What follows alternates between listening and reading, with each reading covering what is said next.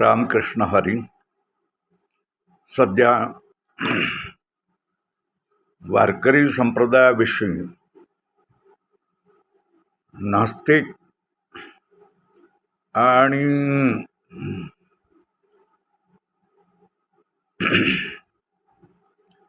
नास्तिक मंडळींनी गदारोळ उडवलेला आहे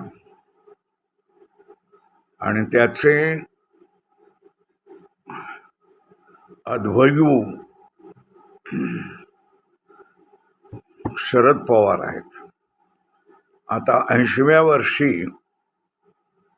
गलितगात्र अवस्थेमध्ये शपथ घेण्यासाठी व्हीलचेअरवर जायची परिस्थिती आलेली असताना समाजामध्ये वाद घालणं, उचापत्या करणं आणि प्रसिद्धीच्या झोतामध्ये राहणं आणि स्वतःच कौतुक करून घेणं ही गोष्ट शरद पवारांनाच शोभते. दिल्लीच्या एका लेखामध्ये, अधिवेशनामध्ये वारकऱ्यामध्ये 60% लोक हे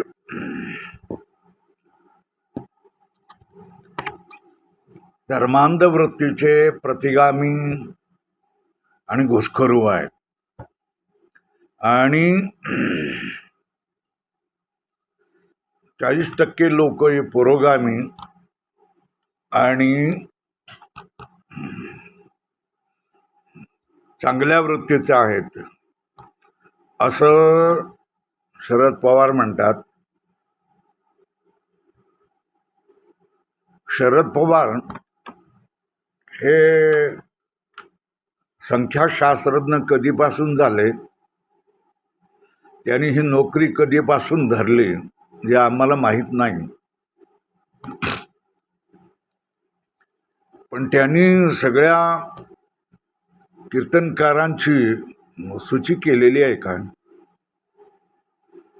त्याच्यामध्ये कोण घुसखोर आणि कोण प्रतिगामी आणि कोण पुरोगामी याची त्यांनी नोंद कशी काय केली? ओ, प्रतिगाम्याचं लक्षण काय, पुरोगाम्याचं लक्षण काय? प्रतिगामी आणि पुरोगामी याचा साधा अर्थ आहे की जो बदलत्या वाऱ्याप्रमाणे दूर काळाचा निर्देश जाणून त्याप्रमाणे स्वतःला बदलून घेऊन स्वतःच्या जीवनाची आखणी करतो, त्याला पुरोगामी म्हणतात. आणि काळाच्या एका टप्प्यावर पुढे जाणं असतानाही मागच्या कालबाह्य गोष्टींना चिकटून राहणं याला प्रतिगामी म्हणतात. ही पुरोगामीपणा आणि प्रतिगामीपणाची साधी व्याख्या आहे. प्रतिगामी आणि पुरोगामी हे शब्दच मुळी 19व्या शतकामध्ये फ्रेंच राज्यक्रांती झाल्यानंतर आलेली आहे आणि भारतामध्ये समाजवादी आणि साम्यवादी चळवळींनी त्याला प्रखर केलेला आहे. कुठल्याही धर्मशास्त्रीय ग्रंथामध्ये प्रतिगामी आणि पुरोगामी अशा तऱ्हेचे काही शब्द मिळत नाही आणि वारकरी संत साहित्यामध्ये देखील प्रतिगामी आणि पुरोगामी अशा तऱ्हेचे शब्द मिळत नाही. आता धर्मांध या गोष्टीचा विचार आपण करू. धर्मांध कोणाला म्हणायचं? जे धर्माचा व्यर्थ अभिमान करून अत्यंत समाजामध्ये उपद्रव करतात, समाजामध्ये घातक अशा तऱ्हेने कृत्य करतात, संपूर्ण समाजाला धारेवर धरतात.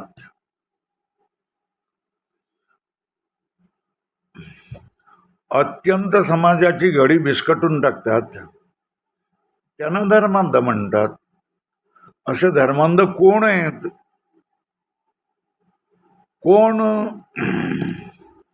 हिंदूंच्या मिरवणुकीवर दगडफेक करतात, हिंदूंच्या विसर्जनाच्या मिरवणुकीवर दगडफेक करतात, हे जगजाहीर आहे ना. रोज दर महिन्याला आपण त्याच्या गोष्टी ऐकतोय. तेव्हा वारकऱ्यांना धर्मांध म्हणणं हे फारच मोठं पाप शरद पवार करत आहे. शरद पवारांनी धर्मांध यांना म्हणण्याचं कारण काय? तर गेल्या निवडणुकीला आम्ही सगळ्याच धार्मिक वर्तन करणाऱ्या संत महात्म्यांनी मुसलमानांशी लागून चालून करणाऱ्या मदनी बरोबर, मौलाना मदनी बरोबर लागून चालन करणाऱ्या शिवसेनेसारख्या लोकांनी मुसलमानी मौलाना सभा घेताना असताना आणि मौलाना मदनीचं मागणी पत्र असताना आम्ही सगळ्यांनी सावध होऊन हिंदुत्वाला मत द्या हे आम्ही सांगितलं. त्यावेळेलाही सांगितलं, आताही सांगतो आणि ह्याच्या पुढेही आम्ही सांगत राहणार. तुम्ही आम्हाला ह्याच्याबद्दल मनुवादी म्हटलं, ब्राह्मणवादी म्हटलं तरी आम्हाला काहीही वाईट वाटणार नाही, आम्ही काही दुःख करणार नाही. पण धर्माचा अभिमान बाळगणं, अरे तुम्ही स्वतःची उपासना करा, पण तुम्ही हिंदू धर्माची वटवृक्षाची, हिंदू धर्मरूप वटवृक्षाच्या ह्या वेगवेगळ्या शाखा आहेत. हिंदू धर्मापेक्षा वेगळं कोणी झालेलं नाही. वारकरी संप्रदाय हा सुद्धा एक हिंदूंचाच संप्रदाय आहे ना. तो काही हिंदूपेक्षा वेगळा संप्रदाय आहे का? वारकरी मुलांच्या दाखल्यावर मराठा हिंदू, बंजारा हिंदू किंवा हिंदू कोळी, हिंदू धनगर असंच लिहिलं जातं ना. तेव्हा हे सगळे हिंदूच आहेत. आणि संप्रदाय देखील हा हिंदू धर्माची एक शाखा आहे. तर त्याने आपल्या धर्माचा अभिमान बाळगला आणि आपणाला अनुकूल असणाऱ्या लोकांना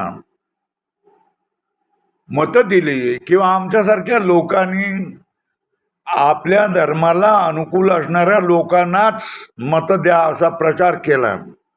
तर तुम्हाला वाईट वाटण्याचं कारण काय? सगळ्या वारकऱ्यांनी स्वातंत्र्य काळापासून काँग्रेसला आणि तुम्हा राष्ट्रवाद्यांना अजूनपर्यंत मतं दिले ना, मग तोपर्यंत पुरोगामी होते. आणि आता भाजपाला मतं दिल्यानंतर ते प्रतिगामी झाले. हे असं तुम्ही कसं काय म्हणता? आम्ही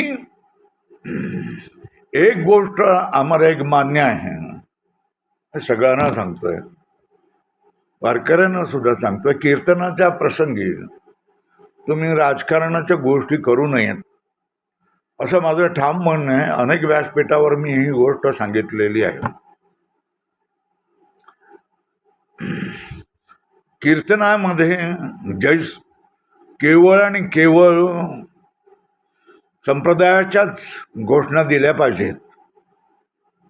आणि तुम्ही जय श्रीराम वगैरे ह्या गोष्टी कीर्तनाच्या प्रसंगी देता कामा नये असं माझं म्हणणं. बाहेर तुम्ही काय करायचं ते करा. कीर्तनाच्या प्रसंगी तुम्ही भगवी टोपी घालून येता कामा नये. वारकऱ्याची जी टोपी आहे ती टोपी तुम्ही घालून आले पाहिजे असं माझं स्पष्ट आहे. आणि मी ह्या दृष्टीने मी अशा लोकांवर टीका देखील करत असतो. पण यासाठी मग एवढ्या प्रसंगासाठी त्यांना वारकऱ्यानं जोडणं, त्याच्यानंतर अशा तऱ्हेने उघडपणे निवडणुकीत प्रचार करणाऱ्या मान्यवर महानुभाव श्रेष्ठ वंदनीय अशा साधू संतांची एक लिस्ट तयार करणं, ही लिस्ट तयार करण्याचा तुम्हाला कोणी अधिकार दिलेला आहे? हो, तुम्ही काय करणार या लिस्टचा? तुम्ही काय उखडणार आहेत? आमचं मला सांगून द्या. तुम्ही काय गोळ्या घालणार आहेत का, की मारणार आहेत की लिस्ट तुम्ही तयार करून दिलेली आहे ती? या मान्यवर लोकांना तुम्ही घुसखोर म्हणतायत. केवढं पाप करताय तुम्ही? घुसखोर कोणाला म्हणायचं याची तुम्हालाही बुद्धी नाही. घुसखोर कोणाला म्हटलं जातं हेही तुम्हाला कळत नसेल तर तुम्हाला मूर्खाच्या कोटीमध्येच बसवलं पाहिजे ना. मी सांगतो ना तुम्हाला, पाकिस्तानामध्ये राहून पाकिस्तानचं नागरिकत्व असताना, भारताचं नागरिकत्व नसताना छुप्या मार्गाने, अवैध मार्गाने भारतात प्रवेश करणं आणि घातपात करणं,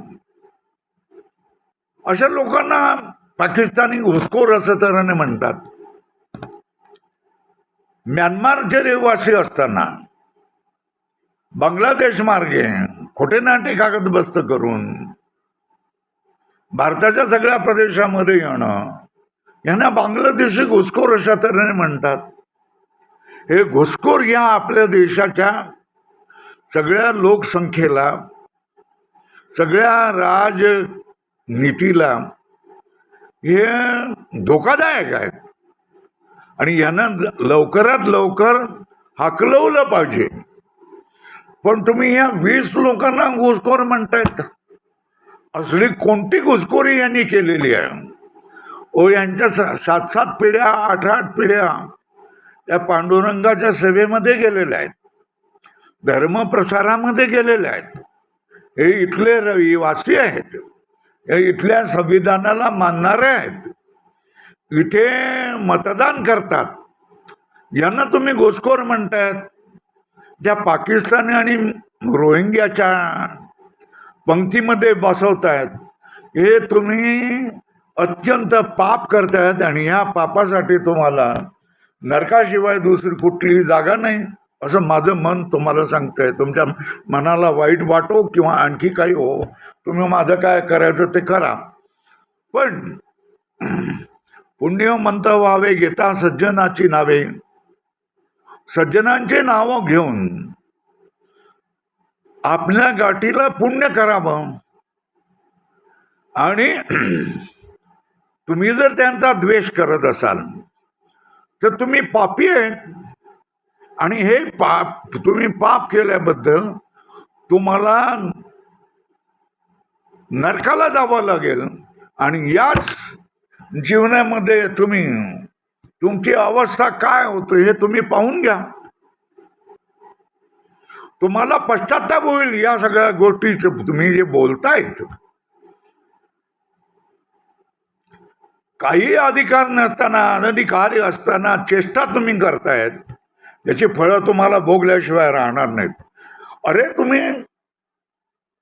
या मान्यवरांना, 20 लोकांना प्रश्न विचारतायत आणि ते प्रश्न विचारण्यामध्ये स्वतःला काय करताय, मोठी फुशारकी मारतायत. अरे मूर्खानं, अरे प्रश्न तरी काय विचारायचे, कसं विचारायचं याचं कोणाकडून तरी शिकवून घ्या ना. तुम्ही जे प्रश्न विचारलेले ना, 20 प्रश्न विचारलेले आहेत ना, त्या सगळ्या प्रश्नाची मी उत्तरं देऊ शकतो. पण तुमची लायकी नाही आहे, तुमची योग्यता नाही. तुम्ही प्रश्न विचारणारे कोण? तुम्हाला काय अधिकार आहे? मी प्रश्न तुम्हाला विचारतोय. तेव्हा जे काय तुम्ही चालवलेलं आहे हे ताबडतोब तुम्ही थांबवलं पाहिजे. समाजामध्ये आग लावणं हे सोपं असतं, पण समाजामध्ये लागलेली आग विझवणं फार कठीण असतं. ही आग तुमच्यापर्यंत आल्याशिवाय राहणार नाही, हे लक्षात घ्या. रामकृष्ण हरी.